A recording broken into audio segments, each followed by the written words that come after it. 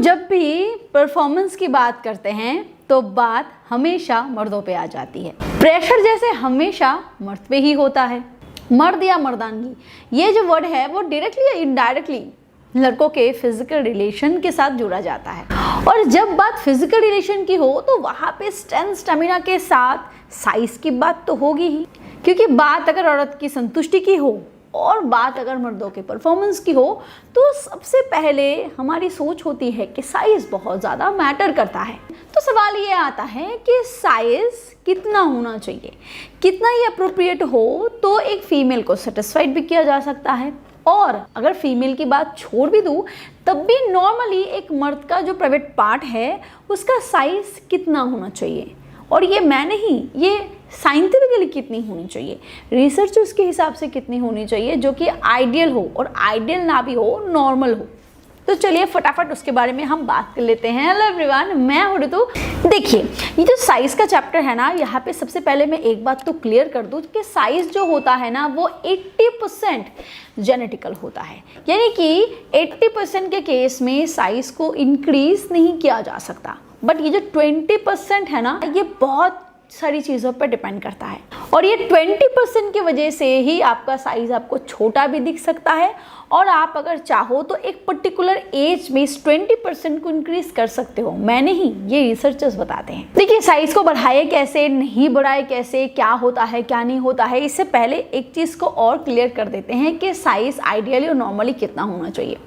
Researchers के हिसाब से, डॉक्टर्स के हिसाब से अगर आपका सिर्फ 3 इंच भी साइज हो ना तब भी ये नॉर्मल है, और 2 इंच से लेके 6.5 इंच के साइज को अमेरिकन साइकियाट्रिक और हेल्थ एसोसिएशन नॉर्मल बताता है, और इंडियन जो साइज है वो लगभग 5 से 5.5 इंच के बीच में आइडियल और नॉर्मल होता है। यानी कि ग्लोबली ये 2 इंच से 6.5 इंच के बीच में नॉर्मल बताया जाता है, और इंडियन साइज की बात करूँ तो वो एवरेज 5.5 इंच होता है। मैं एवरेज की बता रही हूँ, यानी किसी का 4 इंच भी हो सकता है, किसी का 5 इंच हो सकता है, किसी का 3 हो सकता है, किसी का 6 इंच भी हो सकता है, बट एवरेज वो 5.5 इंच के आसपास ही होता है।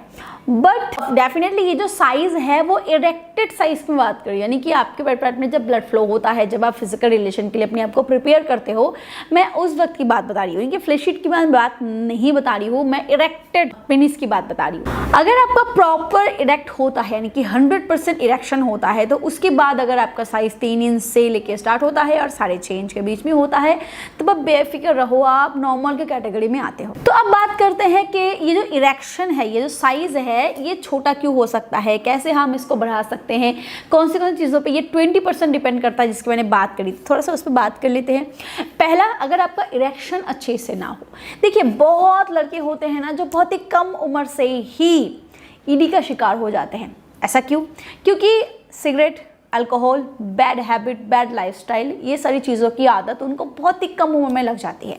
अब बॉडी रिएक्ट करना शुरू करती है। जो आपका इरेक्शन है ना, ये बिल्कुल सिंपल मैकेनिज्म नहीं है, बहुत ही हार्ड मैकेनिज्म है, और इसका फंक्शन ही आपके ब्रेन से शुरू हो जाता है।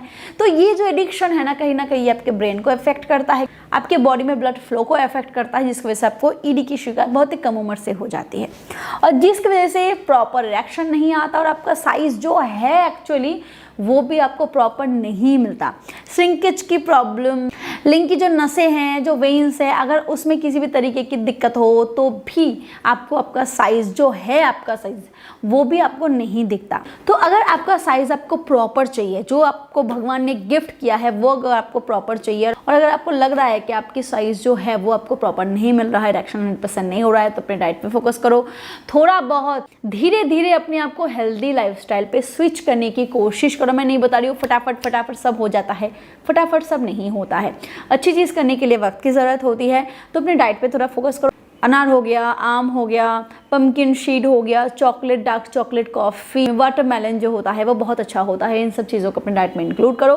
साथ ही साथ कोई ऐसे सप्लीमेंट को इंक्लूड करो जो आपके बॉडी में ब्लड फ्लो को तेज़ी से बढ़ाने में मदद करता है। मैं आपको पर्सनली सजेस्ट करूंगी कि आप नेचरमेनिया का ये लिफ्ट अप कैप्सूल का इस्तेमाल कर सकते हो। इसमें 4 ऐसे खास इंग्रेडिएंट्स हैं जो तेज़ी से आपकी बॉडी में ब्लड फ्लो को बढ़ाते हुए आपके बॉडी में टेस्टोस्टेरोन लेवल को इंक्रीज करता है, जिससे नेचुरली आपकी इरेक्शन डेवलप होती है, आपका बॉडी में टेस्टोस्टेरोन डेवलप होता है, स्ट्रेंथ स्टेमिना में भी आपको असर दिखता है, है और स्पर्म काउंट में भी आपको असर दिखता है। अश्वगंधा, सफ़ेद मूसली, शतावरी और लौंग इसका मेन 4 की इंग्रेडिएंट है। इसके साथ साथ इसमें केसर, गोखरू, विदारीकंद, अकरकरा, कंज, बीजबंद मूसली, जायफल, सलाम, दालचीनी, सौंठ, अवराग भस्म, त्रिभाग भस्म और शिलाजीत भी शामिल है। ये 100% सेफ है, आयुष मंत्रालय सर्टिफाइड है। और इसके साथ साथ आप अपने लिंग को इस तेल से मालिश करो। मैंने आपको और भी बहुत सारे रीजन बताए थे, जैसे कि पेनाइल वेन्स और नर्व्स अगर किसी भी तरीके से डैमेज होकर रखा है उसकी वजह से भी श्रिंकेज की प्रॉब्लम होती है, साइज इससे डेवलप नहीं होता।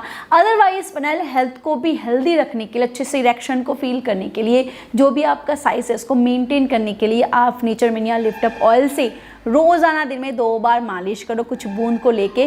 कैसे करनी है मैंने बहुत सारे वीडियोस में दिखाया है, तो आप इससे मालिश ज़रूर कर सकते हो। इसमें भी अश्वगंधा, सफ़ेद मूसली, लौंग, शतावरी, जायफल, दालचीनी, खसखस, शिलाजीत, अकरकरा, शतावरी, जष्टी मिष्टी और तिल का तेल शामिल है, जो आपके पेनाइल हेल्थ को स्ट्रॉन्ग रखने में और इरेक्शन को बेटर बनाने में मदद करता है। ये 100% सेफ है, आयुष मंत्रालय से सर्टिफाइड है और विदाउट साइड इफेक्ट आपके बॉडी में काम करता है। तो अगर आप इस कॉम्बो का इस्तेमाल करना चाहते हो तो डिस्क्रिप्शन बॉक्स में आपको इसकी लिंक मिल जाएगी, आप एक बार चेकआउट कर सकते हो। देखिए, साइज कितना होना चाहिए इस पे प्रॉपर डिपेंड करता है कि आपका इरेक्शन कैसा है।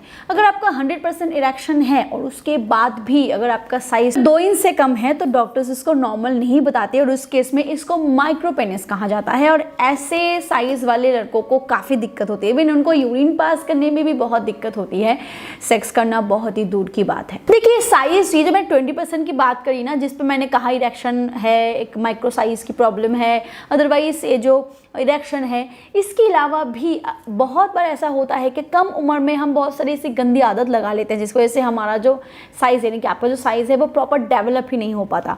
और वो है बहुत ही कम उम्र में अगर आपको मास्टरबेशन की आदत लग जाती है, वो भी गलत तरीके से, यानी कि प्रॉन मास्टरबेशन हो गया या फिर बहुत फ्रिक्वेंटली आप मास्टरबेट करते हो ना, तो उस केस में कम उम्र में जो वेन्स हैं, जो नर्व्स हैं, जो डेवलप हो रहा है, जिसकी वजह से आपका साइज़ है वो आपको प्रॉपर मिलनी चाहिए थी, वो डैमेज हो जाती है। उस उम्र में ही डैमेज होनी शुरू हो जाती है, जिसकी वजह से वो ग्रोथ नहीं कर पाता।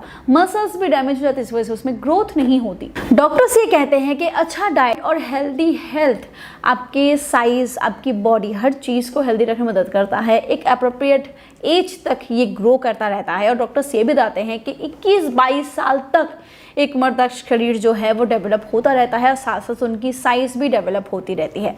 तो अभी भी कुछ भी नहीं बिक रहा। अगर आप इस एज के अंडर हो तो अपने डाइट पे फोकस करो, अपने हेल्थ पे थोड़ा फोकस करो, गंदी आदतों को छोड़ दो और रेगुलर पेनाइल मसाज दो। इससे आप अपनी जो अप्रोप्रिएट साइज़ है, जो आपकी है, जेनेटिकली आपको मिली है, वो आप अचीव कर सकोगे। और लास्ट बात, जो साइज़ को लेके बहुत लोग कंफ्यूज रहते हैं, और वो है औरतों को सेटिस्फाइड करने के बारे में। वो भी रिसर्चर्स ये बताते हैं, स्टडीज ये बताती हैं कि साइज़ से ज़्यादा मैटर परफॉर्मेंस करता है। अगर आपका इरेक्शन अप्रोप्रिएट रहा, अगर आपका स्टेमिना स्ट्रेंथ बरकरार रहा, आपका टेस्टोस्टेरोन लेवल ठीक रहा, तो नेचुरली आपकी फीमेल पार्टनर आपसे सेटिस्फाइड होती है और यहाँ पे साइज़ उतना मैटर नहीं करता। वीडियो अगर पसंद आया हो तो वीडियो को लाइक कर सकते हो, शेयर कर सकते हो, and yes, do subscribe also, because इससे मुझे बहुत मोटिवेशन मिलती है और आगे ही मैं ऐसे वीडियोस आपके लिए बना पाती हूँ। Thank you, bye bye.